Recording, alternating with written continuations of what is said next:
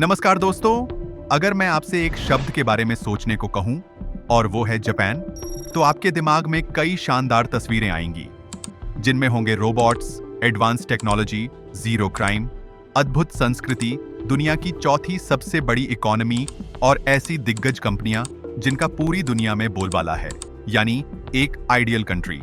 लेकिन जब आप इस सुनहरे पर्दे को हटाकर गहराई से देखेंगे तो आपको इसकी चमक के पीछे छिपा अंधेरा भी दिखाई देगा।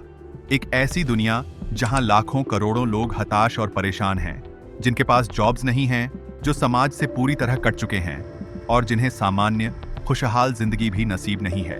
यह लोग जापान की आबादी का लगभग 15% हैं। यह आबादी प्रतीक है जापान के खोखले विकास मॉडल और उसके डगमगाते भविष्य का। ये कहानी है the dark side of Japan, the lost generation. दोस्तों, आखिर यह डार्क साइड क्या है और जापान इस हाल में कैसे पहुंचा? आइए आज के इस वीडियो में समझते हैं।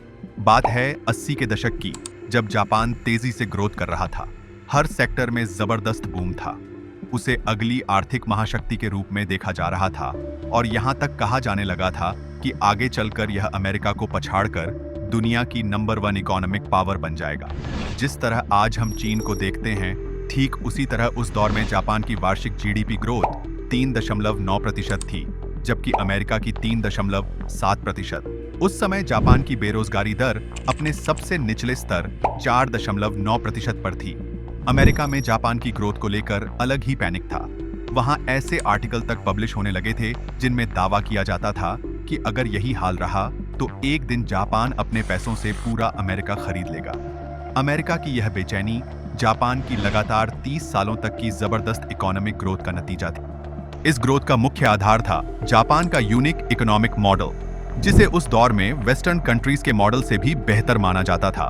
इसका सबसे बड़ा सहारा थी जापान की जायंट कंपनीज और सरकार के बीच गहरे संबंध। इन कंपनियों का एक कार्टेल होता था जिसे लगातार सरकार का सहयोग प्राप्त था। इस कार्टेल को नाम दिया गया केइरेत्सु। इसमें शामिल थे सप्लायर्स, मैन्युफैक्चरर्स, डिस्ट्रीब्यूटर्स और सरकारी और प्राइवेट बैंक। जापान की सरकार इन बैंकों के जरिए बिजनेस को बड़े पैमाने पर लोन उपलब्ध कराती थी, ताकि वे विदेशों में अंधाधुंध तरीके से अपना व्यापार फैला सके। साथ ही सरकार इस बात पर भी ध्यान देती थी कि कोई विदेशी कंपनी जापान में आकर अपना कारोबार न फैला पाए, जिससे घरेलू कंपनियों के प्रोडक्ट्स की डिमांड बनी रहे। लेकिन यह किसी भी ओपन इकोनॉमी के लिए अच्छी बात नहीं थी, क्योंकि इस तरह कंपटीशन खत्म हो जाता है और सीधा असर ग्राहकों और आम जनता पर पड़ता है। उस दौर में जापान का शेयर मार्केट अपने शिखर पर था और जापानी प्रोडक्ट्स की डिमांड पूरी दुनिया में लगातार बढ़ रही थी। इसका एक उदाहरण है आज के एनिमेटेड कार्टून्स और जापानी मांगा कैरेक्टर्स, जिनकी लोकप्रियता उसी दौर की देन है। जैसा कि मैंने बताया, उस समय बेरोजगारी सिर्फ 4.9% थी, यानी युवाओं के पास नौकरियों की भरमार थी और हर सेक्टर में लाखों अवसर उपलब्ध थे। जापान ने लगातार 30 सालों तक शानदार ग्रोथ की और जो देश कभी वर्ल्ड वॉर 2 में तबाह हो गया था, वह 90 के शुरुआती दशक तक पहुंचते पहुंचते अमेरिका के बाद दुनिया की दूसरी सबसे बड़ी इकोनॉमिक सुपर पावर बन गया। उस दौर में लोग लगातार मार्केट में पैसा लगा रहे थे और अपनी संपत्ति बढ़ा रहे थे। आए दिन शेयर मार्केट में नई नई कंपनियां रजिस्टर हो रही थीं। सरकार भी अंधाधुंध पैसा छापकर मार्केट में लैंड कर रही थी, बिना यह जाने कि आखिर वह पैसा कहां और कैसे इस्तेमाल हो रहा है। लेकिन यह ग्रोथ ज्यादा दिन तक बरकरार नहीं रह सकी। एक दिन अचानक ही इकोनॉमी का यह बुलबुला फूट गया। 1990 के शुरुआती महीनों में शेयर मार्केट में तेज गिरावट शुरू हुई और धीरे धीरे यह 43% तक गिर गया। इस गिरावट का असर रियल एस्टेट पर भी पड़ा। लोगों के पास कैश कम होने लगा, जिसके चलते उन्होंने कंपनियों में इन्वेस्ट करना बंद कर दिया।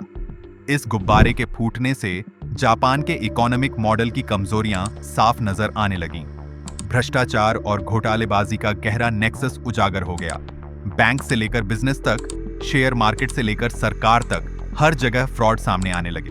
सरकार ने जो अंधाधुंध पैसा मार्केट में लैंड किया था, उसके चलते लाखों की संख्या में ज़ोंबी कंपनियां पैदा हो गईं। यानी ऐसी कंपनियां जो सालों पहले दिवालिया हो जानी चाहिए थीं, लेकिन वे लगातार सरकार से लोन लेती रहीं और किसी तरह बचती रहीं। यह गिरावट कई सालों तक चलती रही। सिर्फ एक ही दशक में जापान इकोनॉमिक टाइगर से सिक मैन ऑफ एशिया में बदल गया। दोस्तों, हालांकि किसी भी इकोनॉमिक ड्रिवन कंट्री के लिए ऐसा होना कोई अनोखी बात नहीं है। ऐसे हालात किसी भी देश में पैदा हो सकते हैं। भारत भी ऐसे दौर से गुजर चुका है, लेकिन जापान की स्थिति एक मामले में बहुत अलग थी। जापान में दशकों तक चली इस गिरावट ने एक डेवास्टेटिंग इफेक्ट पैदा किया। लाखों करोड़ों लोग आज भी इससे पूरी तरह उबर नहीं पाए हैं। लेकिन क्यों? इसका जवाब समझने के लिए हमें जापान के हायरिंग कल्चर सिस्टम को समझना होगा, जो दुनिया के किसी भी जॉब मार्केट से बेहद अलग है। जापान में इस सिस्टम को कहा जाता है शुशोकु कत्सुदो। इस सिस्टम के तहत जापानी कंपनियां साल में सिर्फ एक बार हायरिंग करती हैं, और वो भी बहुत बड़े पैमाने पर। उनका मुख्य फोकस होता है फ्रेश ग्रेजुएट्स पर। जापान में यूनिवर्सिटी और हाई स्कूल में पढ़ने वाले स्टूडेंट्स अपने एजुकेशन के आखिरी साल में बहुत दबाव में रहते हैं, क्योंकि जॉब पाने का उनके पास यही पहला और आखिरी बड़ा मौका होता है। इस सिस्टम की एक और अनोखी बात यह है कि यहाँ हायरिंग लाइफ टाइम के लिए होती है। इसे जापान में कहा जाता है शुशिन कोयो, यानी एक बार जॉब मिल गई तो वर्कर पूरी जिंदगी उसी कंपनी में काम करता है, वहीं ग्रोथ करता है, और अगर टैलेंटेड हुआ तो ऊंचे पद तक पहुंचता है। लेकिन अगर वह कंपनी बदलना चाहे तो यह लगभग नामुमकिन होता है। जापान के इस कल्चर ने एक बहुत ही रिजिड जॉब मार्केट बना दिया था। अगर कोई स्टूडेंट इस एक मौके को चूक गया तो वह जिंदगी भर बेरोजगार रह सकता था। जब 90 के शुरुआती सालों में इकोनॉमी का बुलबुला फूटा तो इसका सीधा असर इसी हायरिंग सिस्टम पर पड़ा। जब इकोनॉमी ग्रोथ पर थी तब हजारों नई कंपनियां खुल रही थीं, जिससे छात्रों को किसी न किसी तरह जॉब मिल ही जाती थी। लेकिन जब डाउनफॉल शुरू हुआ तो कंपनियों ने नई हायरिंग पूरी तरह रोक दी, क्योंकि कंपनियां अपने पुराने वर्कर्स को लाइफ टाइम तक एम्प्लॉयमेंट देने के लिए बंधी थीं, इसलिए उन्होंने दशकों तक नई हायरिंग नहीं की। इस वजह से 90 के दशक में ग्रेजुएट होने वाले स्टूडेंट्स सबसे बदनसीब साबित हुए, क्योंकि वे अपने ही देश के अटपटे हायरिंग कल्चर सिस्टम के शिकार हो चुके थे। रोजगार न मिलने के कारण वे या तो घर पर बेरोजगार बैठे रहे या फिर अंडरपेड और अनसिक्योर्ड जॉब्स करने को मजबूर हो गए। जापान में लंबे समय तक चले इस दौर को कहा जाता है एम्प्लॉयमेंट आइस एज, और इस दौरान ग्रेजुएट होने वाले छात्रों को कहा जाता है द लॉस्ट जनरेशन। जापान में यह जबरदस्त डाउनफॉल लगभग 30 सालों तक चलता रहा, और इस दौरान हर साल ग्रेजुएट होने वाले स्टूडेंट्स इसी ग्रुप में शामिल होते चले गए। इसका असर सिर्फ जापान की इकोनॉमी पर ही नहीं बल्कि उसकी सोसाइटी पर भी पड़ा।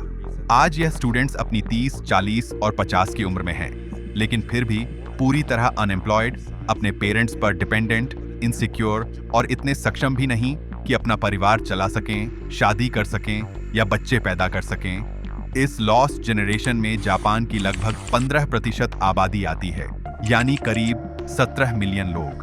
यह वही आबादी है जो व्यापार करती, लोन लेती, कार और घर खरीदती और मार्केट में पैसा लगाती। जापान की लगभग 30% आबादी पहले से ही बुजुर्ग हो चुकी है, और आने वाले सालों में यह और भी बढ़ेगी। एक अनुमान है कि 2050 तक जापान में वर्किंग क्लास और एजेड ग्रुप का अनुपात लगभग 1:1.3 हो जाएगा, यानी जापान में बुजुर्गों की संख्या और भी तेजी से बढ़ेगी। इस लॉस्ट जनरेशन ने जापान में एक और बड़ा सोशल इशू भी पैदा कर दिया है, जिसे कहा जाता है हिकिकोमोरी। हिकिकोमोरी का मतलब है जापान का एक बड़ा युवा समूह जो एक्सट्रीम डिप्रेशन से गुजर रहा है। यह लोग खुद को पूरी तरह सोसाइटी से काट चुके हैं। ये पूरी तरह अपने माता पिता पर निर्भर हैं और किसी भी प्रकार के सोशल, कल्चरल, इकोनॉमिक या पर्सनल जीवन से दूर हो चुके हैं। जापान लगातार इस दिशा में प्रयास कर रहा है कि वह अपनी लॉस्ट जनरेशन को मुख्य धारा, मेन स्ट्रीम में ला सके और उनकी जिंदगी को बेहतर बना सके। लेकिन लगभग सभी प्रयास नाकामयाब साबित हो रहे हैं। इसका सबसे बड़ा कारण है जापान की स्लो इकोनॉमिक ग्रोथ और वहां का रिजिड हायरिंग सिस्टम। एक ऐसा सिस्टम जिसमें नौकरी पाने का सिर्फ एक ही मौका मिलता है, और वह भी सिर्फ एक ही कंपनी में जिंदगी भर के लिए। तो दोस्तों, इस वीडियो का यहीं पर अंत करते हैं। उम्मीद है कि यह वीडियो आपको इंफॉर्मेटिव लगा होगा। इस विषय पर आपके क्या विचार हैं, हमें कमेंट में जरूर बताइए।